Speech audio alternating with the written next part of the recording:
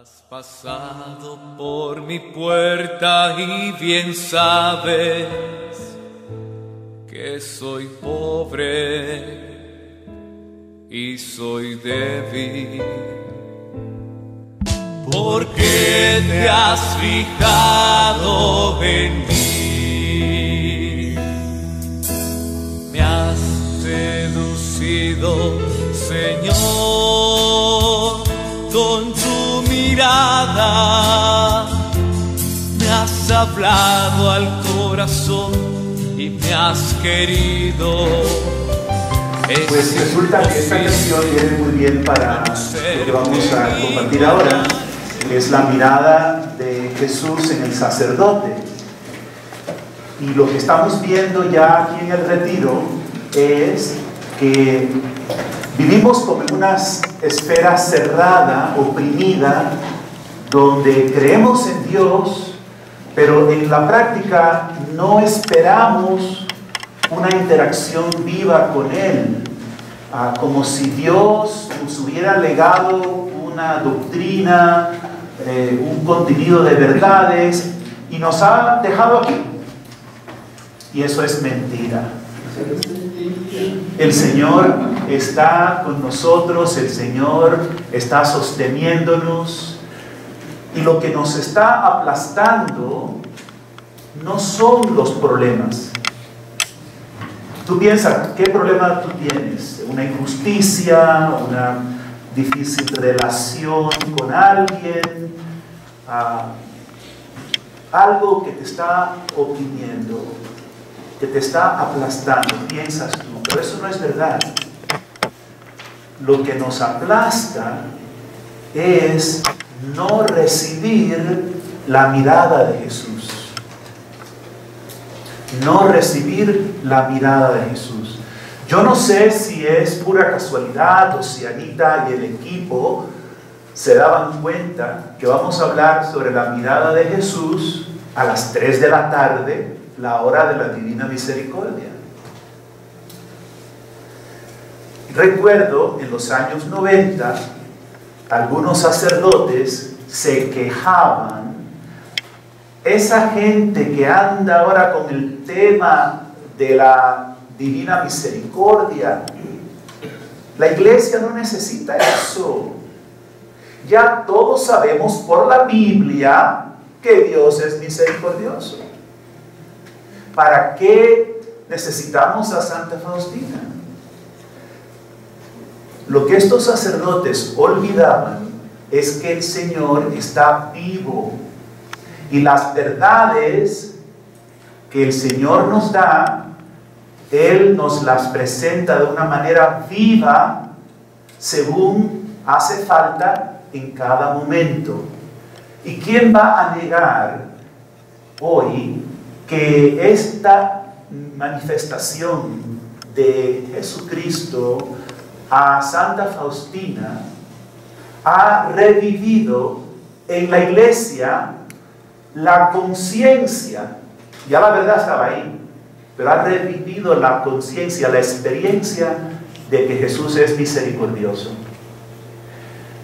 Y en la esencia de estos encuentros está la mirada de Jesús.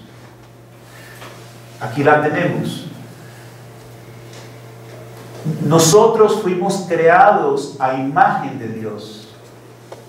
Esa imagen se ha corroído, se ha manchado, se ha ensuciado por el pecado y nos hemos cargado de mentiras.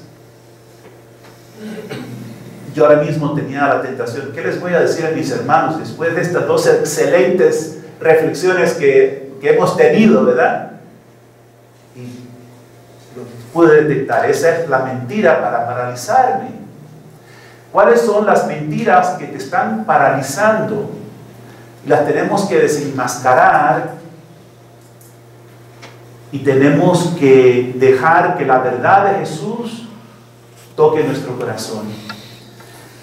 Hay un poder tan grande en la mirada y el Señor nos está dando su mirada para sanarnos y para comunicarnos la verdad de su corazón.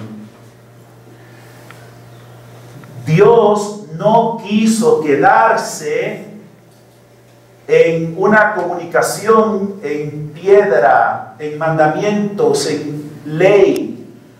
Tristemente, muchos católicos todavía viven por la ley. Esto no da vida. Por eso Dios quiso hacerse hombre para mirarnos, para que al recibir su mirada nos levantemos de esa visión manchada que tenemos de nosotros mismos y podamos reconocer la verdad. El don más grande del Espíritu Santo no es una sanación, no es alguna capacidad de prédica. El don más grande es la toma de conciencia de que Jesús es el Señor, de que me ha amado y que me ama, que soy suyo. Y entonces el Señor, por gracia del Espíritu Santo, va mostrándome las mentiras que me están aplastando. Y todo lo debo unir a Jesús. Por ejemplo, ¿cuántas veces nosotros hemos leído que cuando Jesús estaba preso en el Sanedrín, le escupieron la cara? ¿Sí? Y uno piensa, eso no está bien, qué pesar, le escupieron la cara al Señor. Pero un día, alguien te escupe a ti la cara. Ahora todo cambia. Ahora tienes la oportunidad de mirar otra vez a Cristo con su rostro escupido, identificarte con Él y Él se identifica contigo. Y entonces esa experiencia de que te han escupido la cara, en vez de aplastarte, de hacerte pensar que eres nada, que eres un rechazado, es una ocasión de saltar de gozo. Me estoy asemejando a Cristo. ¿Alguna vez has sido rechazado? ¿Incomprendido? ¿Pasado por alto? ¿Alguna vez han murmurado de ti? Mira al rostro de Jesús, recibe su mirada y Él te dice, somos uno. Y el Señor nos dice, súfrelo todo conmigo. Ya no somos dos, somos uno en mi sacrificio de amor. Tú eres mi sacerdote, tú eres mi amor. No solo eso, tú eres uno conmigo. Es que la realidad de que somos cuerpo místico, de que somos sacerdotes de Cristo, que somos sacerdote en Cristo, que no hay otro sacerdote, que Él está actuando en mí, que Él está sufriendo en mí, que Él está siendo rechazado en mí, que Él está siendo incomprendido en mí. Entonces puedo permitir la mentira que me lleva a un aislamiento, a un aplastamiento, o puedo dar ese paso de fe, mirar el rostro de Jesús y dejar que su mirada me penetre y darle gracias. Otra oportunidad, Señor, de participar en tu amor. De esta manera todo lo vivimos, estamos llamados a vivirlo todo, mirando al rostro de Jesús, que va con nosotros. Jesús sufrió hace 2000 años, pero Cristo sufre hoy en ti, contigo, por ti. Cuando tú vas creciendo en esa identificación con Cristo, porque lo miras, porque cada cosa que te pase la unes con Él, porque crees en esa comunión con Él, entonces tu mirada hacia tus hermanos es también transformada y es la mirada de Jesús en el sacerdote. Hermanos queridos, miremos el panorama que nos rodea. Cuánta gente quebrantada, sufrida, que se sienten todavía barro. No saben que el Señor tomó el barro y lo hizo hijo, hija de Dios. Y tú piensas, yo no puedo hacer nada, tienen un problema matrimonial, o tiene un problema con la cocaína, o tiene un problema económico, cualquier que sea el problema. Y nosotros pensamos, no podemos hacer nada. Eso también es mentira. Porque lo que quiere esa persona de ti y lo que Jesús quiere de ti es la mirada de Jesús. La compasión. Esto se comunica en la mirada. Se comunica en los gestos.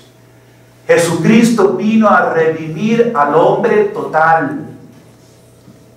Es curioso, nosotros no tenemos en la iglesia devoción a la Sagrada Mente de Jesús, pero sí tenemos devoción al Sagrado Corazón de Jesús. Y el corazón significa la sede más profunda del querer, del amar, del ser quien yo soy. Y esto Jesús nos lo comunica con su mirada. Mirando a Jesús herido, mis heridas se van sanando. Es que Jesús fue herido, golpeado. Si meditamos la vida del Señor, era continuamente acosado por los fariseos. Sus propios discípulos no lo comprendían. Dice la venerable Conchita Cabrera Armida que al final ya en la crucifixión, el sufrimiento en la cruz, no fue tanto como el que sufrió en toda su vida, de tantos traspasos, de tanto pecado de todas las personas. Pero sus heridas no se infectan. ¿Saben por qué? Porque él vivía en perfecta comunión con el Padre. Las heridas no son el problema. El problema es que Satanás infecta las heridas y se mueve mi corazón entonces hacia el pecado, hacia el resentimiento, hasta el odio. Y le podemos tener odio, compañeros, en el sacerdocio, a feligresía, hasta al obispo, a veces por cosas objetivas que han ocurrido. Pero yo he permitido que mi herida se infecte. Y es Satanás el que lo hace. La herida es una cosa, la infección es otra. Jesús fue herido, pero no permitió que sus heridas se infecten. ¿Por qué? Porque estaba uniendo todo en amor al Padre y conocía cuál era su misión. Tus heridas y las mías sí se infectan, porque me hacen daño y yo permito que el enemigo infecte esa herida con toda clase de cosas. Cuando yo vuelvo otra vez a esa herida, a esa situación, pero ahora entro con Jesús y yo decido dejarme mirar por Jesús, y yo opto por unir esa situación con Jesús en una ofrenda de amor al Padre, y bendigo donde me han maldecido, y si me han rechazado, ya ese rechazo no causa la mentira en mí, porque yo sé quién yo soy, y mi identidad no la recibo ni de un hermano, ni del obispo, ni de nadie. Mi identidad me la da Jesucristo. Decía San Pablo, yo sé en quién yo he puesto mi confianza. O sea, yo sé quién yo soy. Y si me ocurren heridas, no voy a permitir que se infecten, porque las voy a unir con las de Jesús. ¿Y qué ocurre próximo? Si yo he sido herido y yo me uno a Jesús, Jesús desinfecta mi herida de todo ese pecado que se quiera alojar en ella, y la herida se convierte en la herida de Jesús. Es herida mía, pero es herida también de Jesús. Y esta herida entonces es un medio de darle gloria a Dios y de evangelizar. ¿Han visto a veces una persona que ha sido drogadicta, que el Señor la ha sanado, que se ha liberado de la drogadicción, y que esta persona entonces, porque ha tenido esa herida, es capaz de dar testimonio y de atraer a muchos adictos al Señor? Si te han escupido, si te han humillado, si te han despreciado, ese no es el problema. El problema es que no has dejado que la mirada de Jesús te una con sus heridas y te llene de fuerza para que tu herida sea salvífica, sea instrumento en tu sacerdocio para dar gloria a Dios y para salvar a muchas almas. Dice San Pablo que por sus heridas fuimos curados. Por nuestras heridas, porque somos uno con Cristo, muchos van a ser sanados. No somos buenos sacerdotes porque no tengamos heridas, o porque nos hayan aprobado, nos hayan dicho que somos muy buenos, que estamos haciéndolo todo muy bien. Lo que más tiene eficacia, lo que más tiene poder para salvar almas, es las heridas unidas a la de Cristo. ¿Saben por qué? Porque es en las heridas donde más se manifiesta que amamos. Es muy fácil amar cuando me aplauden. Es muy fácil amar cuando me van bien las cosas. Pero cuando yo uno mis heridas a las de Cristo, es un acto supremo de fe, y el amor de Cristo habita en mí, y tengo un poder que antes no tenía. Mis queridos hermanos, a veces pensamos en la redención como una ecuación matemática. Había un déficit por el pecado, alguien tenía que suplir el déficit, y entonces Jesús muere en la cruz. Pero tenemos que ir un poco más profundo que eso. ¿Cuál es el déficit que había? Es que nosotros nos rebelamos contra Dios. ¿Y qué puede hacer Dios? Aunque Él es infinitamente poderoso, Él nos ha amado, nos ha dado autoridad sobre la tierra, nos ha dado la dignidad de ser libres. Entonces, ¿cómo puede Dios salvarnos si nosotros estamos en un estado de rebelión y Él no nos va a forzar a ser buenos? Porque además eso es imposible. Seríamos títeres o algo parecido.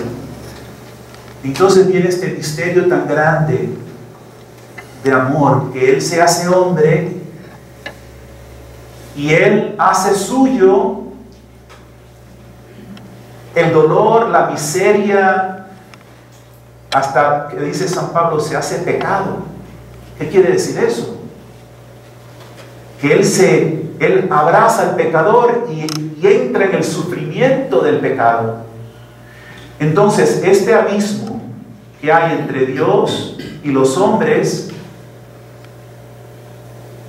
Jesús salta la brecha, amando, aun cuando la furia de Satanás arremete contra Él. ¿Qué hacemos nosotros cuando la furia del mal, del odio, de tantas cosas viene contra nosotros? Es nuestra oportunidad de recibir la gracia por su mirada y comprender que esta es nuestra oportunidad de saldar la brecha que separa a Dios de los hombres. Y es amando hasta el extremo que el Señor nos une con el Padre. Hermanos, la cruz es el crimen más terrible que la humanidad ha cometido. Lo dijo Benedicto XVI, no somos salvos por lo que le hicieron a Jesús. Eso es manifestación de todo el mal de la humanidad. Lo que nos salva es el acto de amor que surge de un corazón humano divino, que nos ama hasta el extremo y no se echa atrás frente a tanto mal, aunque sea crucificado. Y lo que nosotros proclamamos es el amor crucificado de Jesús, que tomó entonces la cruz y la convierte en trofeo porque amó hasta el extremo. Y por eso la importancia de mirar a Jesús, porque es la imagen restaurada de la humanidad. Es el hombre nuevo y nos da la fuerza de su espíritu, nos da su sangre, su vida, nos da el Espíritu Santo para que nosotros ahora podamos hacer lo mismo con Él. De manera que, ¿cómo podemos nosotros ser instrumentos de unidad? Vamos a creer que la gente, todos nos van a entender, nos van a aceptar, que todos, si nosotros, yo antes era un poco ingenuo en esto de pensar, si voy a una parroquia, yo los voy a amar, voy a pasar un rato en el Santísimo, voy a dar mi vida por ellos y todos me van a querer mucho. Mentira. Eso es tonto. Jesús amó hasta el extremo y fue, podríamos decir, democráticamente crucificado. Digo democráticamente porque eran las turbas ahí.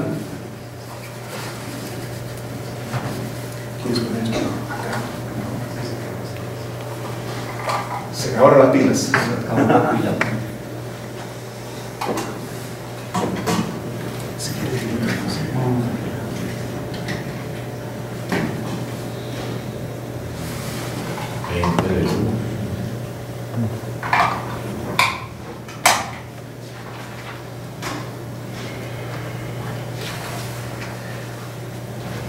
Pues a Jesús lo crucificaron habiendo amado hasta el extremo.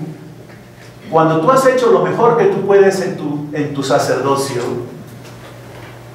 y aún te critican y aún murmuran de ti, eso es una herida, pero no te puede aplastar si la unes con Jesús y no se infecta, y permites que esa herida sea instrumento para que tú seas más compasivo con los hermanos, para que tú seas más padre, para que más personas puedan ver en tus ojos la misericordia del Señor, y el Señor lo hace con su poder. Dijo Juan Pablo II, mirar a Jesús es encontrar el rostro mismo de Dios. Tengamos fe que los que nos miran a nosotros puedan encontrar el rostro mismo de Jesús. Y no tiene nada que ver con ser jovencito o ser viejito o nuestra apariencia natural. Miren a la Madre Teresa de Calcuta. Yo no creo que ella se ganaría ningún concurso de belleza. Ninguno. Sin embargo, atrae a todos al amor. Mirarla a ella es mirar el rostro de Jesús. ¿Por qué? Dice San Pablo que ambicionemos los carismas mejores. Pues yo quiero ambicionar que mi rostro sea como el de Jesús, como el de Madre Teresa, para traer a muchos al Señor. ¿Cómo será la mirada de Jesús cuando Él se encontró con el joven rico, cuando Él se encontró con María Magdalena, esta mujer que sabemos que tenía 7 demonios? ¿En qué se habrá metido?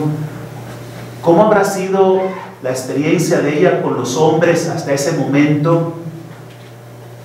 Pero un día la miró Jesús.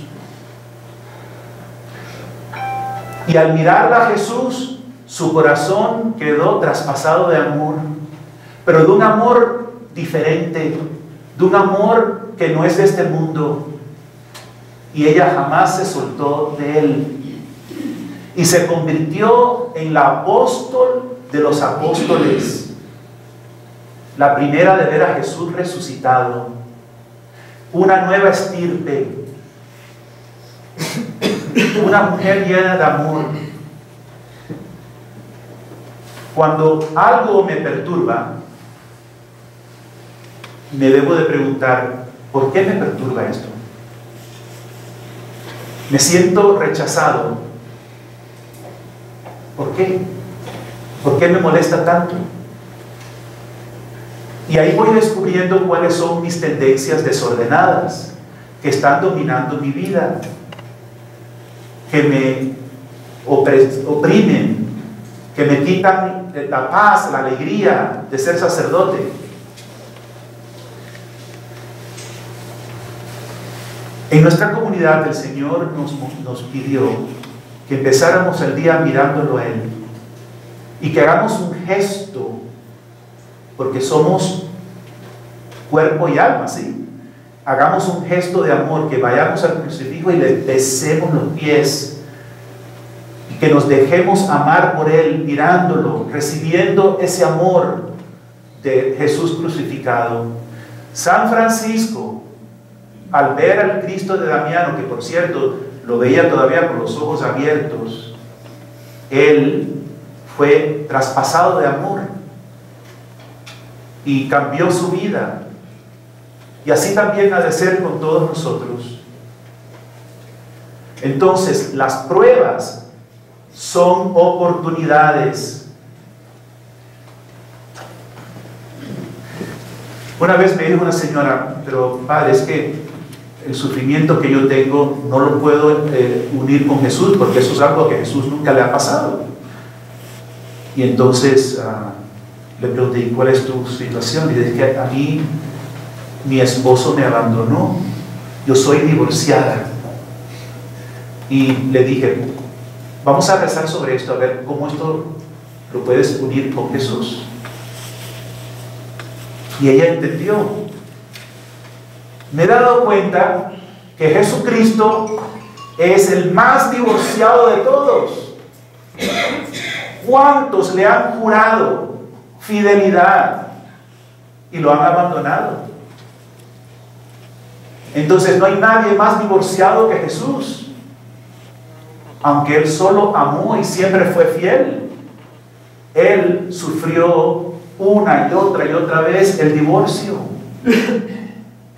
Entonces uno mi sufrimiento con el de Jesús, y le pido al Señor que no se me infecte la herida, sino que sea en mí una ocasión de amar a tantos que están heridos también. Y en esto nos tenemos que ayudar unos a otros, en la forma en que nos miramos, los gestos, porque no solo a la mirada, sino que todo nuestro cuerpo, que tantas veces hemos usado para el pecado, el Señor lo quiere redimir para que sea instrumento de amor que comunique la vida, como hace el cuerpo de Jesús. Si vemos, mira, la imagen de Jesús se convirtió en pajaritos, no importa, ya ustedes saben. Cuando ustedes miran a la divina misericordia, sus manos traspasadas, su costado traspasado, ¿de dónde surge la vida, la sangre y el agua? De sus heridas. ¿Dónde está nuestro mayor poder? De nuestras heridas. Pero esto requiere, hermanos, un acto de fe. Y no se hace un acto de fe solamente mentalizándolo. Ayuda tanto mirando el rostro de Jesús, contemplando a Jesús crucificado y permitiendo que Él nos dé su espíritu. Y entonces practicarlo dándoselo a los demás. Entonces, la mirada de Jesús tiene poder de revelar su amor y atraernos a Él. Cuando Jesús se encontró con aquel joven rico, que fue el evangelio de ayer, le dice, maestro bueno, y él dice, ¿por qué me dice que soy bueno? Bueno, solo Dios. ¿Acaso Jesús está negando que él mismo es bueno? No. ¿Qué está haciendo? Está invitando a este joven a ir más profundo. Es decir, ¿por qué soy bueno? Porque enseño bien. ¿Por qué soy bueno? Porque sano a la gente. Hay una realidad mucho más profunda. Soy uno con el Padre. Claro, ese joven rico no podía entender esto. Se quedaba solamente en lo que son las obras. Y el tema de ese evangelio es este. Él dice, yo he hecho esto bien, yo he hecho esto bien, y él se complace con sus cumplimientos. Y por eso Jesús le dice, ¿por qué dices que soy bueno? ¿Porque cumplo ciertas cosas bien? ¿Cuál es la fuente del amor, de la bondad, de la vida, del hombre transformado? No de que sea buen predicador, no que tenga ciertos éxitos, sino que está unido al Padre en Jesús. No importa lo que otros digan o piensen, y eso todos lo tenemos al alcance. Jesús lo miró con amor. Ese es el momento clave donde él podía pasar de querer justificarse porque yo cumplo, yo soy una persona que hace todo lo que Dios me pide muy bien, a comprender que absolutamente se tienen que dejar abandonar en Dios. Vende todo lo que tienes y sígueme. O sea, ven y sé uno contigo. Une tus fracasos, tus miserias, tus alegrías. De ahora en adelante tú y yo vamos a ser uno. Y quizás ustedes, hermanos sacerdotes aquí en Colombia, piensen, pero yo no tengo ninguna riqueza, eso no va conmigo. Mentira. Porque las riquezas no son solamente las que tenemos en el banco. Las riquezas más difíciles de entregar son otras, ¿sí o no? A una hermana de nuestra comunidad una vez se puso a rezar, Señor, ¿qué quieres que te entregue? ¿Hay algo que yo no te he dado? Y el Señor le dijo, sí, tu reputación. ¿Qué tal? ¿Tu reputación como sacerdote se la has entregado al Señor? ¿Qué quiere decir eso? Que mi unión con Jesucristo es más importante que mi reputación. O sea, lo que piensen o dejen de pensar de mí. Solo entonces soy libre. A veces lo que le tenemos que entregar, porque es algo que nos tiene separado de Él, son miedos, pecados. En realidad todo es miseria comparado con el tesoro de tener a Jesucristo, hermanos. Y cuanto más lo miremos a Él, más vamos a comprender esto. En el momento que empezamos a calcular lo que vamos a dejar atrás, se nos va la fuerza, nos quedamos débiles. Tenemos que mirar a Jesús y no quitar los ojos. Una de las tentaciones cuando venimos a estos retiros es pensar, qué bien, qué hermoso, me he sentido súper bien, pero después y al jueves me voy y todo sigue igual. ¿Sí? El mundo es como es. Hermanos, el mundo está viviendo una pesadilla. Está en la oscuridad. Aquí estamos entrando en la verdad. El Señor nos está despertando del sueño para que vayamos después y seamos capaces de despertar a otros del sueño. Esta es la realidad. Se nos está abriendo esa esfera cerrada en que Satanás nos tenía metidos, en la cual vive la cultura, el mundo, una visión opaca completamente, sin ninguna trascendencia, como animalitos. Y el Señor nos está dando la visión de la realidad completa, donde Él está con nosotros, dándonos vida. ¿Qué le pasó a Pedro cuando quitó la mirada de Jesús, estaba comenzando a caminar por las aguas. Hermanos, ¿las aguas eran reales? ¿Sí o no? Sí. Sí. ¿Los vientos eran reales? ¿Sí o no? También. Sí. El viento era tremendo. Las aguas eran tremendas. Pero más tremendo es Jesucristo. Entonces podemos calcular nuestras fuerzas bregando con la naturaleza, con las cosas de nuestra vida, y nos vamos a hundir. Pero si tenemos los ojos fijos en el Señor, vamos a seguir pudiendo caminar sobre las aguas. Y ese es el milagro que Dios quiere hacer con todos nosotros. Podríamos decir que cuando pedimos lo que Dios quiere, Él nos lo da.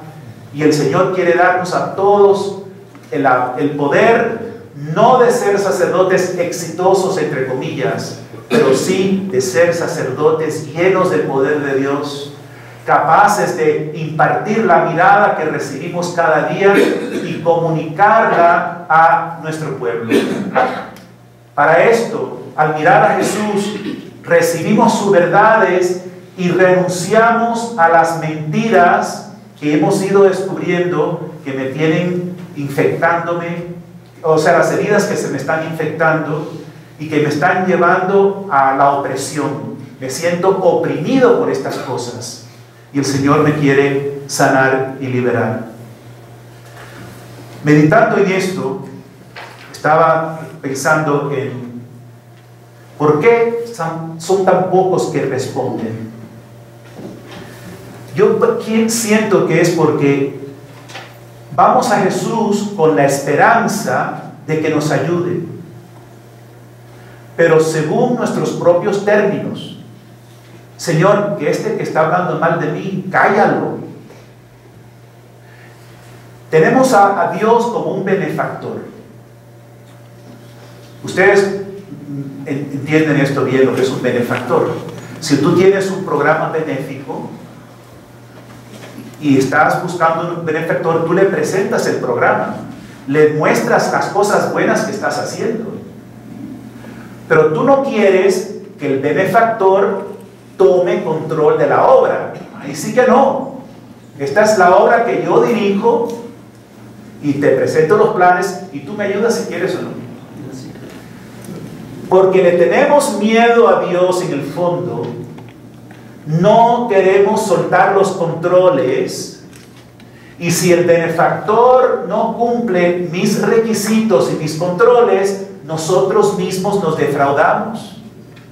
¿Y qué tal si el Señor está permitiendo que ese hermano siga murmurando de ti, porque es una vía de purificación para liberarte, para hacerte más fuerte, para que ya no tengas tanto dependencia de lo que piensan los demás? El Señor tiene designios superiores a los nuestros. Entonces tiene que pasar de ser un benefactor a ser el Jesús esposo. Cuando yo pienso en Jesús esposo y cómo uno como sacerdote va a ver a Jesús como esposo, pues yo lo miro como San Pablo, que al identificarse tanto con Cristo, él mismo se identifica como esposo. San Pablo es el esposo porque es uno con Cristo, que vive su vida completamente dada, ya no vivo yo, Cristo vive en mí, dada al Padre. Y entonces el Padre lo lleva a donde sea y le dan golpizas, lo dejan por muerto,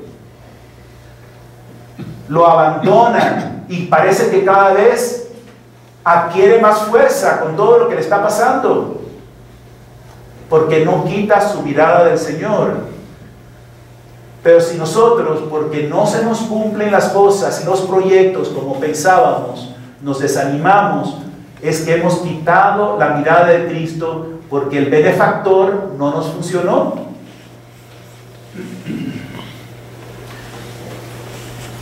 Seguimos entonces a Jesús de lejos, seguimos justificándonos porque la culpa es esta cosa que me pasó, o la culpa lo tienen los feligreses que son de tal manera. El Papa Francisco dice: el que se deja mirar por Jesús crucificado es recreado a ser una nueva criatura. Cuanto más entramos en la mirada de Jesús, más apreciamos que somos amados incondicionalmente, aún siendo pecadores, porque la mirada de Jesús es no para el que está justificándose, no para el que se cree ya puro y santo, sino que Él mira al pecador con misericordia. Y este es el fuego que nos mueve entonces a la conversión, al amor.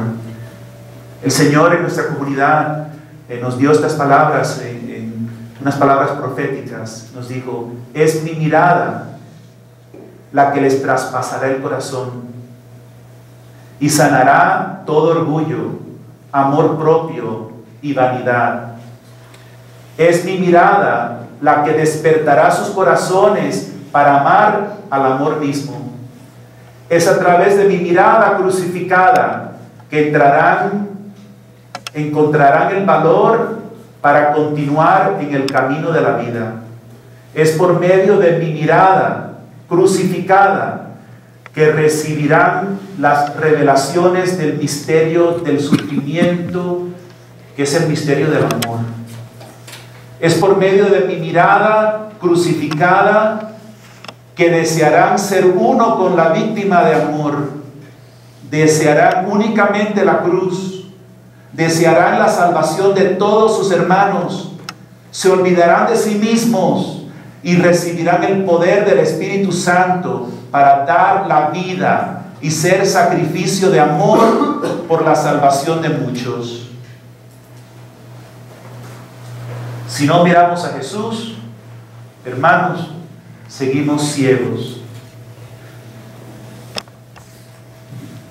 En el año 2008 yo era párroco en Miami y vino esta señora a confesarse y me contó que el Señor le había pedido que fuera alma víctima.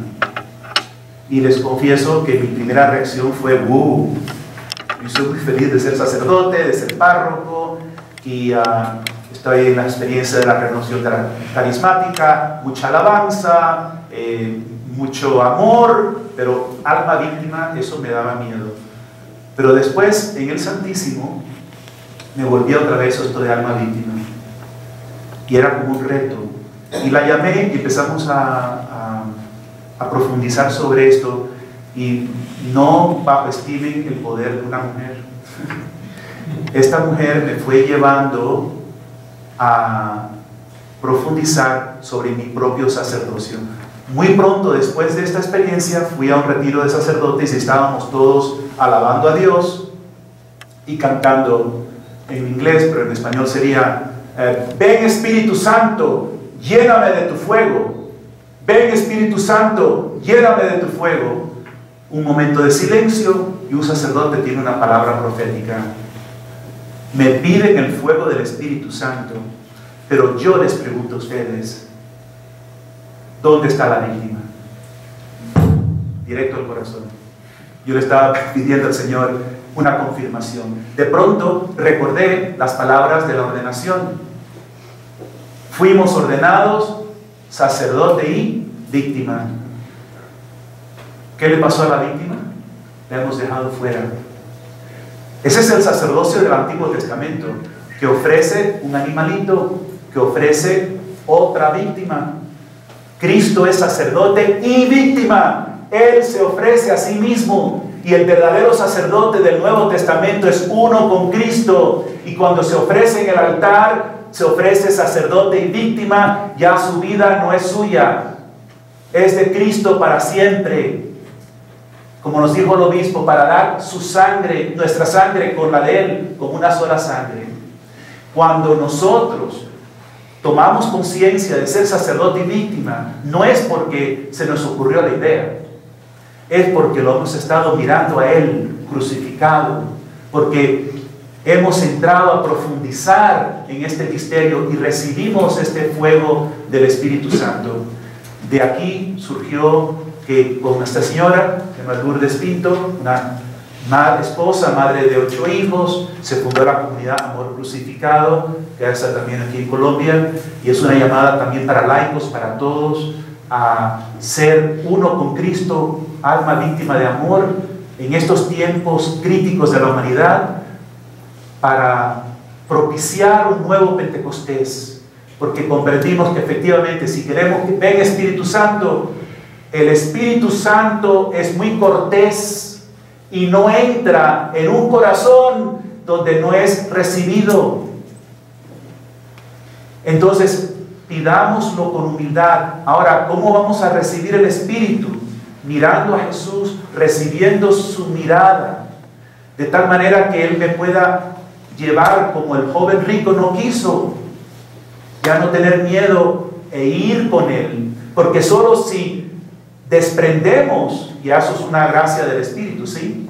Pero es la gracia primaria, dejarse de todos los apegos, hasta de la reputación, para que el Señor nos pueda llevar con Él. Entonces el fuego consume la víctima. Queremos ser sacerdotes llenos de fuego, de poder. Tenemos que ser almas víctimas de amor con Jesús. Tantas veces cuando rezamos tenemos una segunda agenda sin darnos cuenta. Una vez me di cuenta, estaba rezando al Santísimo pidiendo: Señor, dame el don de la prédica. ¿Para qué? Para que muchos llenen la iglesia, para que muchos se salven, para que muchos te conozcan. ¿Y sabes lo que me dijo Jesús? Muy bien, recibo tu oración, pero le voy a dar el don a los sacerdotes de las parroquias colindantes. Y aquello me cayó como un balde de agua fría. Y me di cuenta que detrás de mi oración había tanta vanidad. Sí, dame dones y dame el carisma, porque yo voy a traer a mucha gente a Jesucristo. Entonces va a aparecer el Padre, que este es el Padre ungido. Los otros pobrecitos, ¿qué? Ahí no hay Espíritu Santo ninguno. Porque si verdad tenemos Espíritu Santo, nos alegramos de que Cristo crezca a través del hermano y que yo quede escondido, porque ¿saben qué? Ya tengo el tesoro de gran valor que nadie me puede quitar. Ya no me importa si tengo fama o no tengo fama. La mirada de Jesús tiene ese poder transformador en nosotros.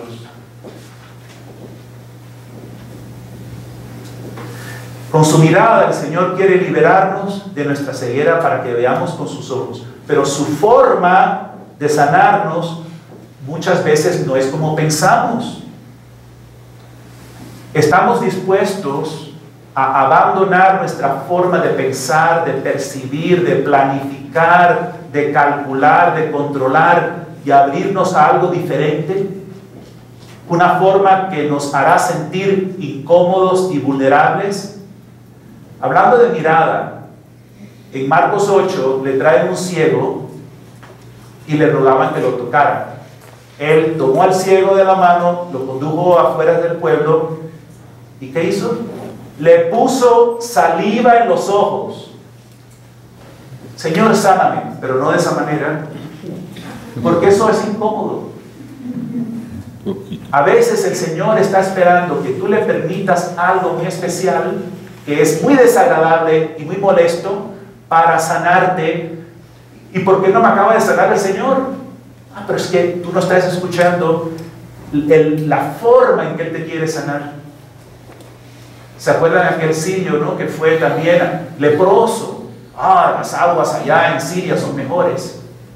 La forma del Señor no es la nuestra. Si tú y yo estamos atados, atormentados y el Señor no nos sana, ¿será que Él quiere llevarme por un camino que realmente que me escupa los ojos, que me toque los oídos? Esas cosas no está invadiendo mi zona de confort.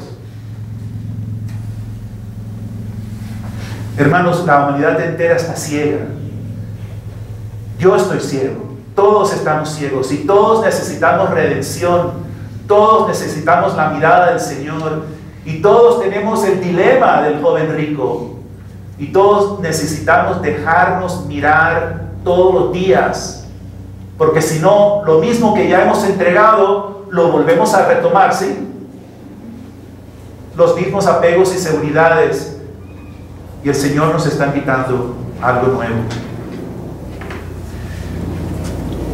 Quería terminar con un testimonio. Cuando era sacerdote joven y en la parroquia pues había muchas muchachas muy guapas y venían a dirección espiritual o lo que sea, entonces estaban en mi oficina y algunas eran muy heridas, muy vulnerables, y escuché al Señor que me decía: entrégamela. Y el Señor me ayudó a ver cómo esta pobre chica, cada una de ellas, ¿no?, con sus luchas, desorientadas, heridas, maltratadas por los hombres, confundidas, buscando amor, buscando cariño. Y qué fácil es cegarse uno y querer poner la atención en uno mismo. El Señor me dice: entrégamelas. Lo contrario sería el acto de desamor más grande que le puedes hacer. El acto de desamor más grande que le puedes hacer. Además que te estás haciendo a ti tanto daño, estás traicionando al Señor, estás causando daño en la iglesia. Eso es la verdad. Lo otro es la mentira. Y surge que,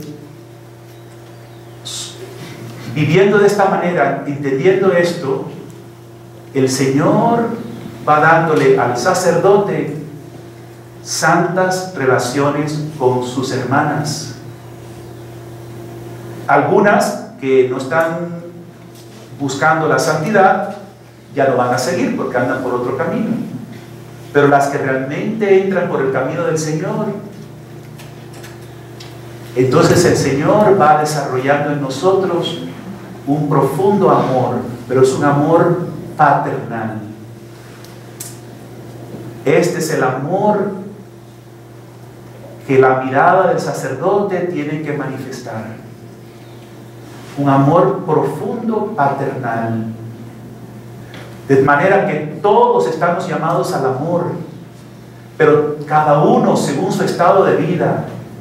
Y lo nuestro es ser en Cristo la imagen del Padre, llevando a todos a Él.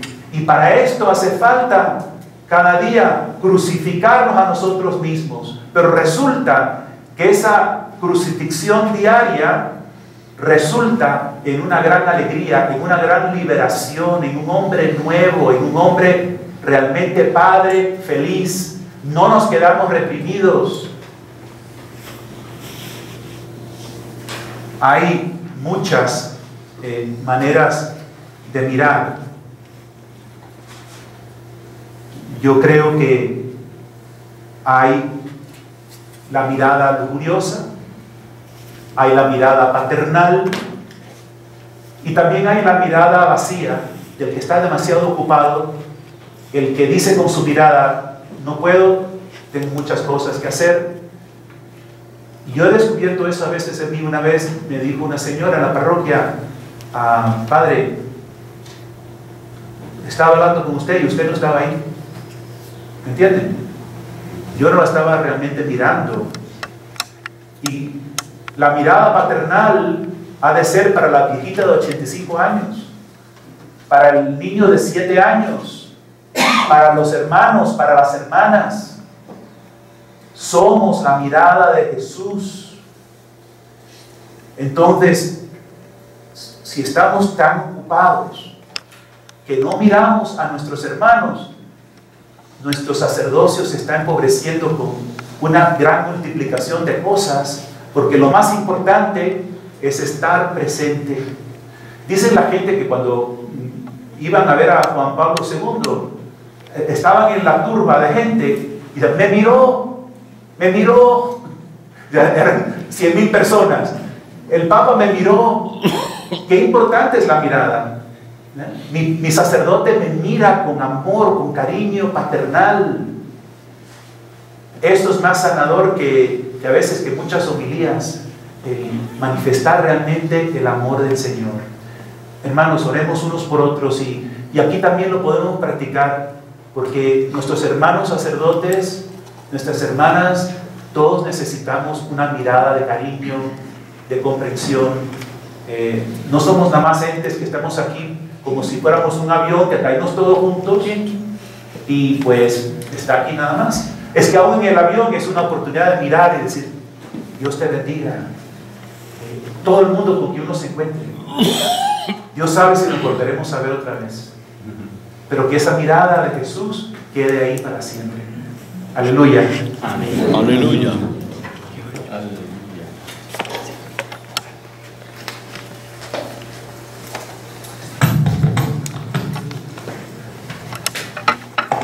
Señor Jesús, pedimos tu mirada sobre nosotros en este instante. Mira, Señor, nuestra fragilidad, nuestros egoísmos. Y mira también, Señor, nuestro profundo anhelo de ser instrumentos de tu amor para el mundo. Tómanos, Señor, para que tu mirada nos traspase y llegue hasta lo más profundo. Esa mirada que convirtió a aquel publicano, la mirada que aflojó el corazón de Zaqueo y lo despojó de su arrogancia y lo hizo subir no a un sicomoro, sino a la altura del ser humano, del Hijo de Dios. Míranos, Señor, con esos ojos que tomaron a aquella pecadora y la levantaron de su miseria. Míranos, Señor, con esa mirada prospectiva que vio en Pedro no aquel cobarde indeciso, sino al gran apóstol, a la piedra. Míranos, Señor, y deposita en nuestros ojos tu mirada, para que todos los que nos rodean puedan ser atrapados en tu amor, envueltos en él, sanados en tu amor. Señor, con tu mirada me has hablado al corazón y me has querido. Es imposible conocerte y no amarte. Es imposible amarte y no